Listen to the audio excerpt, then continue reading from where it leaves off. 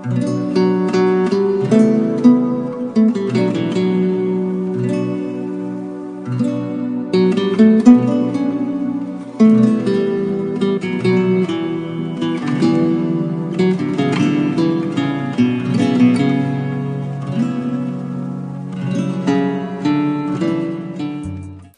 सुनने वाले सभी श्रोताओं को प्रभु यीशु मसीह के नाम में मेरा प्यार भरा नमस्कार।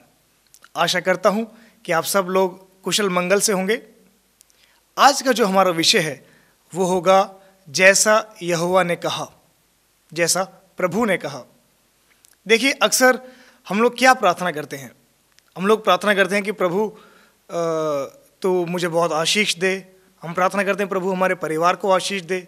हम प्रार्थना करते हैं कि प्रभु मेरी नौकरी पर आशीष दे।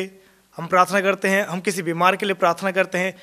खासकर अभी जब जनरल इलेक्शंस आने वाले हैं तो हम प्रार्थना करते हैं कि प्रभु इलेक्शंस पर तेरी आशीष हो। हम अलग अलग बातों के लिए प्रार्थना करते हैं, पर अक्सर हम लोग क्या प्रार्थना करते हैं कि प्रभु मुझे सामर्थ्य से भर। हम लोग प्रार्थना करते हैं कि प्रभु मुझे अभिषेक से भर। तो मैं एक सवाल आपके मन में उपजाना चाहता हूँ, डालना चाहता हूँ कि हमें सामर्थ्य चाहिए, बात बिल्कुल सही है। हमें अभिषेक भी चाहिए, बात ये भी सही है। पर हम इतनी सामर्थ्य पाके, क्योंकि हम जब प्रार्थना करते हैं हम प्रभु से सामर्थ्य मांगते हैं। हम जब प्रार्थना करते हैं हम प्रभु से अभिषेक मांगते हैं। हम जब भी आराधना में जाते हैं, हम जब भी संगति में जाते हैं, हम केवल यही प्रार्थना करते हैं कि प्रभु मुझे अपने अभिषेक से भर, प्रभु मुझे अपनी सामर्थ्य से भर। हम क्यों मांगते हैं इतनी सामर्थ्य? यह हमें क्यों चाहिए इतना अभिषेक? प्रियो, मैं इसका जवाब देने के लिए आपको बाइबल के एक भाग में ले जाना चाहूँगा जहाँ पे इस प्रकार से लिखा है। क्यों ना हम पढ़ें यहेजकेल उसका अध्याय 37। मैं जानता हूँ ये अध्याय 37 सुनते ही आपके मन में सूखी हड्डियों वाला अध्याय एकदम से आ गया होगा। बिल्कुल सही, आपने अंदाज़ा लगाया। हम उसी अध्याय पर जाएंगे और हम उसकी पहली कुछ आयतें पढ़ेंगे। मैं आपके सामने पढ़ना चाहता हूँ, कृपया अपनी अपनी बाइबल में हम फॉलो करें।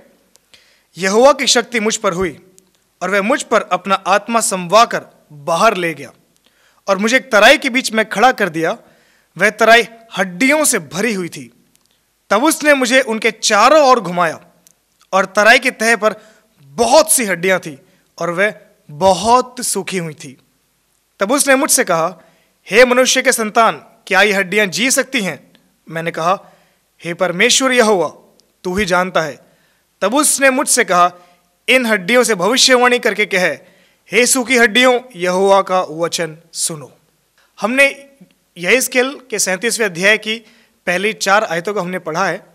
यहाँ पर हमने देखा कि यहेजकेल को परमेश्वर दर्शन में, आत्मा में एक जगह पर, एक तराई में ले गया। तराई, पूरी तराई हड्डियों से भरी हुई है। यहेजकेल को परमेश्वर ने चारों तरफ घुमाया तो यहेजकेल ने 2 बातें नोटिस की। पहली बात नोटिस की कि बहुत सारी हड्डियां हैं, और दूसरी बात नोटिस की कि हड्डियां बहुत ज़्यादा सूखी हुई हैं, यानी उसमें जीवन की कोई आशा ही नहीं। दूर दूर तक हड्डी में कोई जीवन की आशा नहीं है, बिल्कुल सूख गई, सालों से हड्डियां पड़ी हुई हैं। ऐसे में परमेश्वर ने यहेजकेल से एक सवाल किया कि हे मनुष्य के संतान, क्या ये हड्डियां जी सकती हैं? अगर यहेजकेल की जगह मैं और आप होते तो हमारा क्या जवाब होता?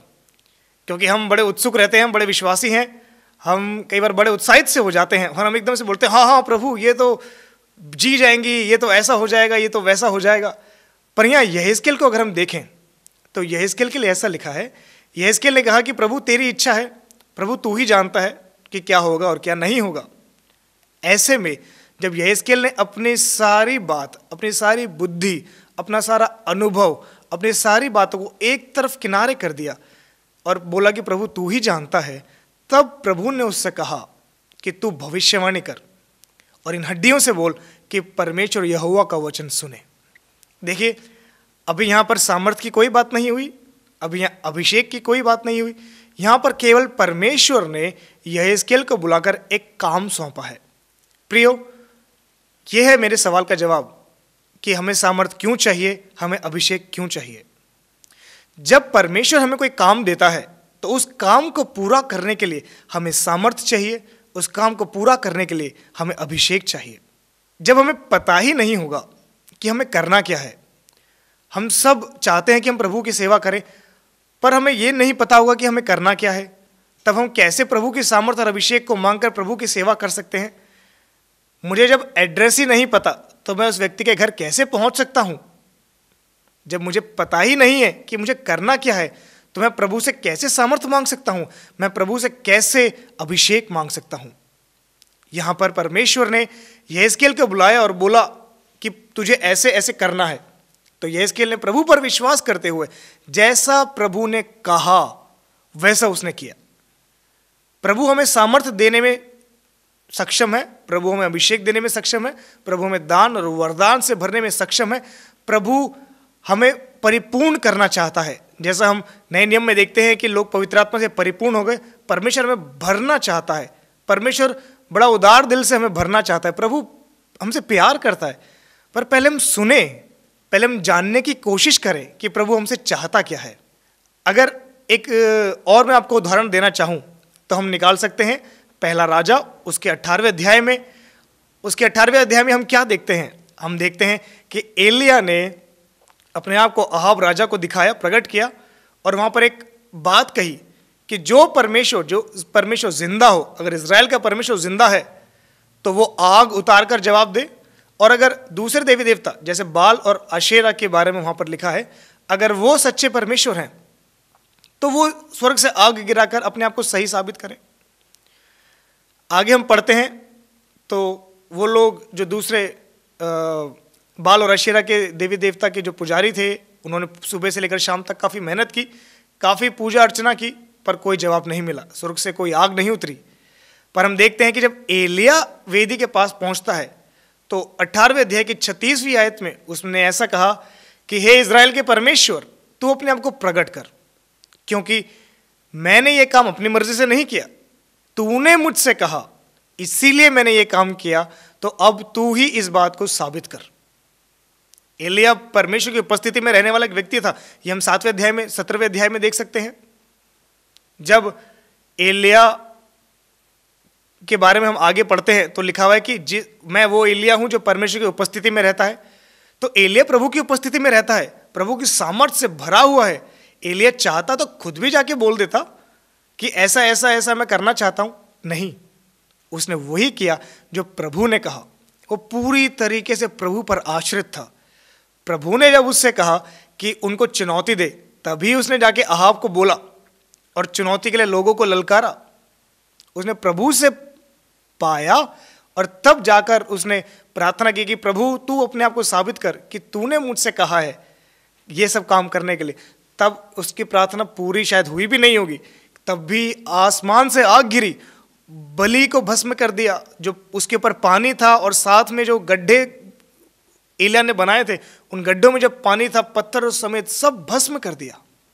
प्रभु ने वहां पर अपनी महिमा को प्रकट किया। क्यों प्रकट किया? क्योंकि एलिया ने वो काम किया जो प्रभु ने कहा था। यहां पर जब हम यहेजकेल को देख रहे हैं तो यहां पर यहेजकेल ने क्या किया? यहेजकेल ने अपनी कोई सामर्थ्य नहीं लगाई, यहेजकेल ने अपना कोई दिमाग नहीं लगाया, यहाँ यहेजकेल ने कुछ भी नहीं किया। यहाँ परमेश्वर ने जो यहेजकेल से बोला, यहेजकेल ने एक सीधे मन के साथ आज्ञाकारिता को पूरा किया। यहेजकेल ने वही किया जो प्रभु ने उससे कहा। जब परमेश्वर ने यहेजकेल को आज्ञा दी, जब परमेश्वर ने यहेजकेल से बोला कि तू भविष्यवाणी कर, तो प्रभु ने यहेजकेल को हिम्मत भी दी। जब यहेजकेल प्रभु के काम के साथ बिल्कुल एक मन हो गया कि हाँ प्रभु जो आप कहेंगे वो मैं करूँगा, यहेजकेल ने वो काम जब करना शुरू किया तो उसके आगे हम पढ़ते हैं, इसी अध्याय की आगे की आयतों में कुछ ऐसे इस प्रकार से लिखा हुआ है, हम पढ़ेंगे 7वीं आयत से आगे मैं पढ़ना चाहूँगा आपके लिए। इस आज्ञा के अनुसार मैं भविष्यवाणी करने लगा और मैं भविष्यवाणी कर ही रहा था कि एक आहट आई और भूंडोल हुआ और वह हड्डियां इकट्ठी होकर हड्डी से हड्डी जुड़ गई। वाह, ये बड़ी लाजवाब बात है, क्योंकि तराई में हड्डियां भरी पड़ी हैं। हड्डियां किसी एक कंकाल की हड्डी, एक शरीर की हड्डी इधर पड़ी है, कोई उधर पड़ी है, कोई पैर की हड्डी इधर पड़ी है, हड्डियां बिखरी हुई हैं। पर जब उसने भविष्यवाणी करनी शुरू की तब हड्डी आपस में जुड़ने लगी, एक भूंडोल हुआ और हड्डियां आपस में जुड़ने लगी। प्रभु अगर यहेजकेल को बोलता कि यहेजकेल तुझे सारी हड्डियां इकट्ठी करनी है, जोड़नी है, तो भी यहेजकेल करता। पर यहां एक बहुत बड़े चमत्कार को परमेश्वर प्रकट करना चाहता था, इसीलिए परमेश्वर ने यहेजकेल को अपने साथ लिया और यहेजकेल से वो काम करवाया जो यहेजकेल कर सकता था, और बाकी काम प्रभु ने किया। यहेजकेल से प्रभु ने कहा, तू भविष्यवाणी कर, तुम मेरे जो मैं चाहता हूं तू वो बोल, जो मैं बोलना चाहता हूं वो तू बोल, तू भविष्यवाणी कर। भविष्यवाणी करने का मतलब केवल ये नहीं होता कि हम आने वाली बातों, भविष्य के बारे में कुछ बताएं। भविष्यवाणी का मतलब होता है हम जो भी बातें प्रभु से पाकर हम बोलते हैं वो सब भविष्यवाणी होती है। यहां पर परमेश्वर ने यहेजकेल से बोला कि ये जो सूखी हड्डियां, इनसे भविष्यवाणी कर, इनको बोल कि तुम जियोगी। यहेजकेल ने प्रभु पर आश्रित होकर प्रभु से पाया, प्रभु ने जो उससे कहा वो उसने किया, तो प्रभु ने काम करना शुरू कर दिया। हड्डियां जुड़ने लगी, हड्डियां जब जुड़ने लगी तो उनके ऊपर नसें चढ़ने लगी, उनके ऊपर मांस चढ़ा, और आगे हम देखते हैं कि उनके ऊपर खालें भी चढ़ गई, सब चमड़े से ढक गई। अब वो हड्डियां नहीं है, अब वो सूखी हड्डियां नहीं है। अब यहेजकेल जब उनको देख रहा है तो वहां पर उसको सूखी हड्डियां नहीं दिख रही। अब जो यहेजकेल उसको देख रहा है, उन सबको देख रहा है, तो वहां पर लाश है, मरी हुई लाशें पड़ी हुई हैं। पहले तो हड्डियां थी और अभी लाश है। यहेजकेल बड़ा खुश हो सकता था, है ना, यहेजकेल रुक जाता। कई बार हमारे जीवन में ऐसी स्थिरता आ जाती है, कई बार हमारे जीवन में परमेश्वर जब बड़े चमत्कार करने शुरू करता है तो एक जगह आकर हम लोग रुक जाते हैं कि हाँ, हम कई बार सेटिस्फाई हो जाते हैं। अगर मुझे सुनने वाला कोई सेवक है तो हाँ, कई बार हम अपनी सेवाओं में रुक जाते हैं, हमें लगता है कि ये तो बहुत हो गया, वाह, हम उस जगह आकर रुक जाते हैं और हम बड़ा आनंद मनाने लग जाते हैं, हम अपने आप को संतुष्ट करने लग जाते हैं। हमें लगता है कि बहुत बड़ी सेवा हो गई, या फिर अगर कभी हमारे जीवन में कोई चमत्कार या प्रभु ने हमें कोई दर्शन दिया है, उस दर्शन का कोई हिस्सा अगर पूरा हो गया तो हम आत्मसंतुष्ट हो जाते हैं। यहां पर यहेजकेल आत्मसंतुष्ट अगर हो जाता तो ये जो लाशें हैं ये 4 दिन के बाद दोबारा सड़ना शुरू कर देती और ये कुछ टाइम के बाद दोबारा हड्डियां बन जाती। अभी चमत्कार पूरा नहीं हुआ। जब हड्डियों से हड्डी जुड़ी, जब उनके ऊपर नसें चढ़ी, मांस चढ़ा, चमड़ा चढ़ा, जब वो लाश बन गई, उसके बाद प्रभु का वचन फिर से यहेजकेल के पास आया। आगे की आयत में कुछ इस प्रकार से लिखा है, 9वीं आयत में हम देखते हैं, उसमें लिखा है, तब परमेश्वर ने यहेजकेल से कहा, हे मनुष्य के संतान, सांस से भविष्यवाणी कर। देखिए, अभी चमत्कार पूरा नहीं हुआ। प्रभु ने यहेजकेल से कहा तू भविष्यवाणी कर, यहेजकेल ने भविष्यवाणी की। अभी भी यहेजकेल के कान खुले हुए हैं परमेश्वर ने क्या कहा यह सुनने के लिए। प्रभु ने दोबारा यहेजकेल से बात की, प्रभु ने दोबारा कहा सांस से भविष्यवाणी कर। जब यहेजकेल ने सांस से भविष्यवाणी की तो लिखा है कि बड़ी आंधी सी हुई, बड़ी हवा चली, और सांस, जो ये लाशें थी, इन लाशों के अंदर सांस भर गई और ये जीवित होकर अपने पैरों पर अपने आप खड़ी हो गई। Praise the Lord, hallelujah. अगर ये लाशें होती और यहेजकेल यहीं रुक जाता और परमेश्वर बोलता कि यहेजकेल अब इनको खड़ा करना है, तो एक लाश को खड़ा करने में यहेजकेल को कितनी मेहनत लगती है ना। ऐसे में क्या हुआ, परमेश्वर ने यहेजकेल से बोला कि तू भविष्यवाणी कर सांस से, क्योंकि मैं इनको जिंदा करना चाहता हूं। यहेजकेल के कान खुले हुए थे, यहेजकेल के कान खुले हुए थे। यहेजकेल ने वही किया जो प्रभु ने कहा। यहेजकेल संतुष्ट नहीं हुआ, क्योंकि यहेजकेल को पता था कि प्रभु सर्वशक्तिमान है। अभी तो एक ही चरण पूरा हुआ है, प्रभु आगे भी काम करना चाहता है। यहेजकेल से प्रभु ने पहले ही कह दिया था कि मैं इनको जिंदा करना चाहता हूं। तो यहेजकेल ने जब देखा, यहेजकेल की सेवा में जब एक आयाम आया, जब ये हड्डियां लाश बन गई, तब प्रभु ने इससे दोबारा कहा कि सांस से भविष्यवाणी कर, और यहेजकेल ने सांस से भविष्यवाणी की और ये हड्डियां जीवित बन गई। और लिखा है कि जब इनको देखा तो ये बहुत बड़ी सेना थी। Praise the Lord. प्रभु हमसे क्या कहता है, प्रभु हमसे क्या चाहता है, वो ज्यादा जरूरी है। अभिषेक और सामर्थ तो बाद में आ जाएगा, पहले हम ये तो जाने कि प्रभु के राज्य की इच्छा क्या है। जैसा प्रभु ने जब यीशु मसीह इस दुनिया में थे, उन्होंने अपने चेलों को प्रार्थना करना सिखाया, तो यीशु मसीह ने कहा, हे हमारे पिता, तू जो स्वर्ग में है, तेरा नाम पवित्र माना जाए, तेरा राज्य आए, तेरी इच्छा जैसे स्वर्ग में पूरी होती है वैसे ही धरती पर भी पूरी हो। अब प्रभु की इच्छा स्वर्ग में पूरे करने के लिए स्वर्गदूत हैं। प्रभु एक आज्ञा दे तो जिब्राइल प्रकट हो जाता है। जिब्राइल ने ही मरियम के पास संदेशा भिजवाया। हम जगह जगह देखते हैं कि परमेश्वर की आज्ञा जो स्वर्ग में होनी है उसके लिए स्वर्गदूत तैयार रहते हैं, पर पृथ्वी पर परमेश्वर की इच्छाओं को पूरा करने के लिए, परमेश्वर की आज्ञाओं को पूरा करने के लिए परमेश्वर ने हमें बनाया है, हम इंसानों को बनाया है। परमेश्वर हमसे प्यार करता है और परमेश्वर अपनी बातों को हमारे ऊपर प्रकट करना चाहता है। तो ज़रूरी है कि हम सुनना सीखें, हम जानना सीखें कि प्रभु क्या चाहता है। सामर्थ मांगना गलत नहीं है, अभिषेक मांगना गलत नहीं है, पर उसका इस्तेमाल हम कहाँ करेंगे? हमारे पास लाइसेंस तो है पर हमें पता नहीं है करना क्या है। ऐसा क्या हो सकता है? नहीं। जब हमारे पास हमें पता होता है, हम पहले सोच लेते हैं कि हाँ मुझे गाड़ी चलानी है, उसके लिए हम लाइसेंस की तैयारी करते हैं। तो वैसे ही पहले हमें पता तो हो कि प्रभु हमसे चाहता क्या है। इसीलिए आज का विषय रखा गया कि जैसा प्रभु ने कहा। तो आज की इस वचन को सुनने के बाद हम भी एक आदत बनाए, हम प्रभु से सुने, ताकि आगे को हम ये बोल सके कि मैंने वैसा किया जैसा प्रभु ने कहा। प्रियो, यहेजकेल के जीवन से हम देखते हैं कि चाहे सूखी हड्डियों की परिस्थिति हो, यहेजकेल को उसमें मेहनत नहीं करनी। क्यों नहीं करनी? क्योंकि उसने वही किया जैसा प्रभु ने कहा। एलिया के ज़माने में हमें कोई रिसर्च करने की ज़रूरत नहीं कि आग कैसे उतरी, कहाँ से उतरी, कितने तापमान में आग उतरी। हमें इन सब की ज़रूरत नहीं है। हमें केवल ये जानना है कि एलिया ने वही किया जैसा प्रभु ने कहा था। और जब प्रभु के कहे अनुसार लोग करते हैं तब प्रभु आशीष देता है, प्रभु चमत्कारों को प्रकट करता है। एक छोटा सा उदाहरण मैं आपको नए नियम से भी देना चाहूँगा कि यीशु मसीह जब गलील के काना में गए, यूहन्ना उसके दूसरे अध्याय में हम देखते हैं, जब यीशु मसीह ने जहाँ पर अपना पहला चमत्कार को प्रकट किया, वहाँ इस प्रकार से लिखा हुआ है कि दाखरस कम हो गया। मरियम ने यीशु मसीह से आके बोला, यीशु मसीह ने बोला कि अभी मेरा समय नहीं आया। तो भी मरियम ने जाकर दासों को बोला कि जो वो व्यक्ति बोले ना वो ज़रूर करना। कुछ समय के बाद यीशु मसीह ने उन दासों को बुलाया और कहा कि बाहर जो शुद्ध करने की रीति अनुसार 6 मटके रखे हुए हैं उनको लेकर आओ, उनको पानी से भरो और भोज के प्रधान के पास ले जाओ। अब इन दासों को क्या पता है कि यीशु मसीह कौन है? अब इन दासों को क्या मतलब, क्योंकि भोज के प्रधान तो यीशु मसीह नहीं है, पर उनको यह समझ में आ गया कि ये व्यक्ति महत्वपूर्ण है। अगर इन्होंने कुछ बोला है तो बात को मानना चाहिए।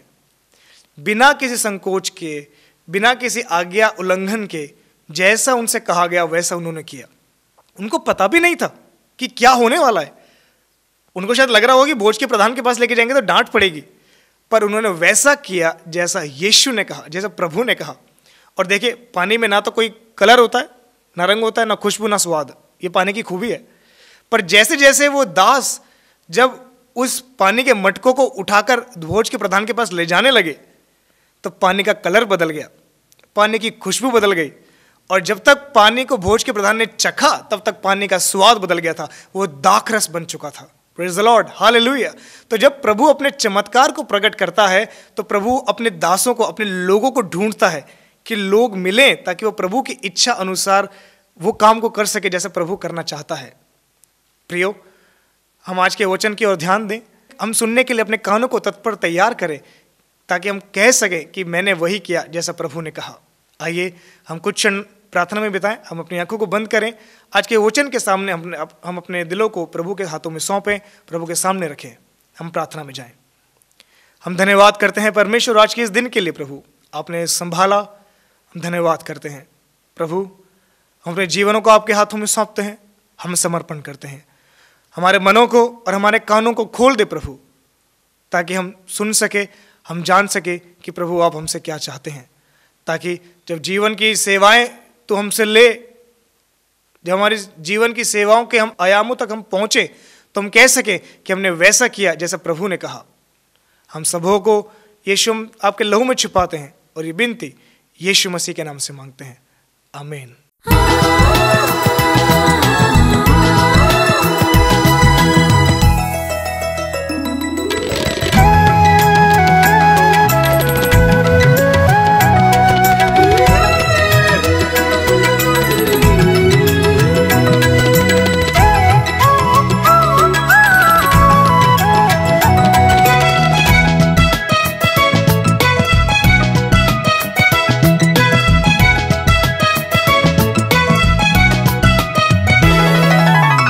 देखता हूँ मैं विश्वास की आँखों से लाल सागर को बढ़ते हुए।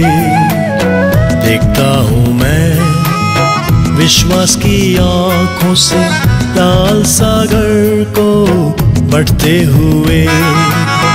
अनदेखी बातों को मानो अपने सामने, विश्वास से देखता हूँ मैं अपने प्रभु में। अनदेखी बातों को मानो अपने सामने, विश्वास से देखता हूँ मैं अपने प्रभु में। देखता हूँ मैं विश्वास की आँखों से लाल सागर को बढ़ते हुए। देखता हूँ मैं विश्वास की आँखों से लाल सागर को बढ़ते हुए।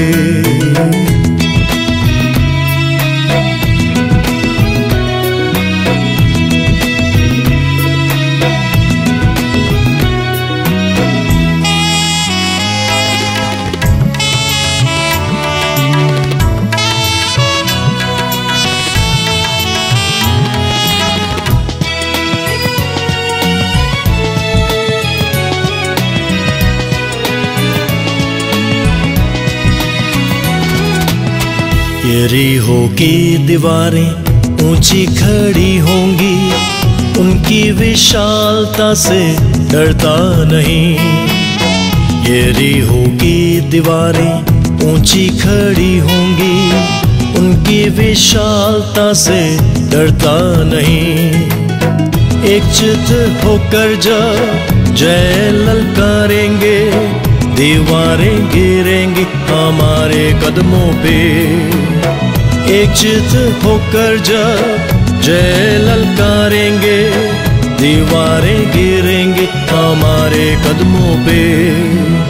देखता हूँ मैं विश्वास की आँखों से लाल सागर को बढ़ते हुए। देखता हूँ मैं विश्वास की आँखों से लाल सागर को बढ़ते हुए।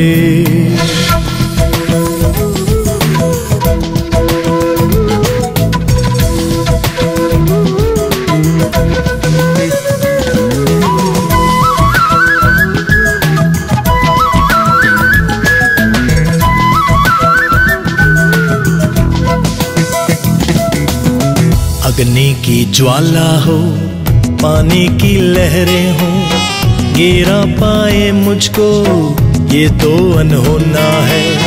अग्नि की ज्वाला हो, पानी की लहरें हो, गिरा पाए मुझको ये तो अनहोना है। अग्नि में भी आकर पानी के चल ऊपर, मेरे संग रहने को जिंदा मेरा यीशु। अग्नि में भी आकर पानी के चल ऊपर, मेरे संग रहने को जिंदा मेरा यीशु। देखता हूँ मैं विश्वास की आँखों से लाल सागर को बढ़ते हुए। देखता हूँ मैं विश्वास की आँखों से लाल सागर को बढ़ते हुए।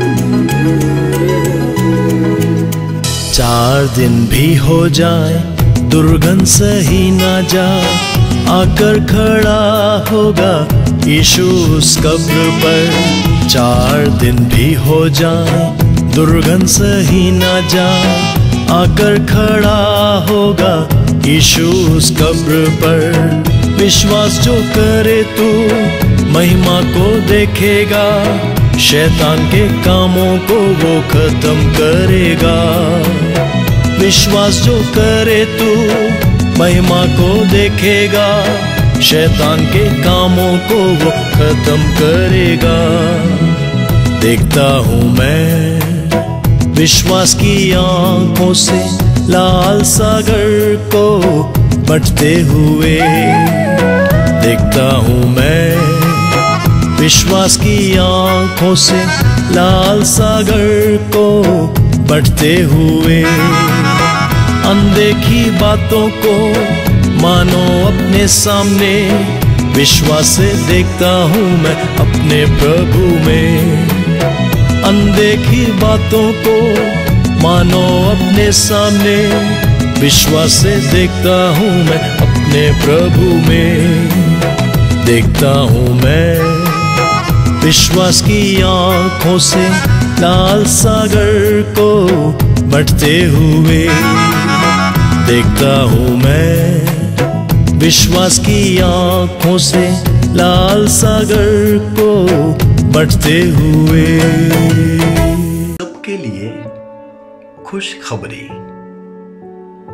सेवा प्रशिक्षण पाने का सुनहरा मौका। सेवकाई की जिम्मेदारी हर विश्वासी की है, पर यदि आप पूर्ण समय बाइबल अध्ययन के लिए नहीं जा पा रहे हैं तो निराश होने की जरूरत नहीं। यह सुनहरा मौका आपके लिए है। शिफालय कलीसिया की ओर से सबको सूचित करना चाहते हैं कि शिफा ट्रांसफॉर्मेशन कोर्स 2019 शुरू होने वाला है, जो कि 11वां बैच होगा। तो यदि आप 18 साल से ऊपर के पुरुष या स्त्री हो और हिंदी भाषा अच्छी तरह जानते हो तो आपका स्वागत है भारत की राजधानी दिल्ली में। हाँ, 14 अप्रैल 2019 से लेकर 30 अप्रैल 2019 तक, यानी मात्र 17 दिन का गहन सेवा प्रशिक्षण। अब तक उत्तर भारत के 15 राज्यों से 500 से ज्यादा लोग प्रशिक्षित हो चुके हैं। उत्तर भारत में प्रभु के द्वारा इस्तेमाल होने वाले प्रशस्त, अभिषिक्त एवं अनुभवी शिक्षकों और प्रचारकों की सेवकाई की आशीष पाइए।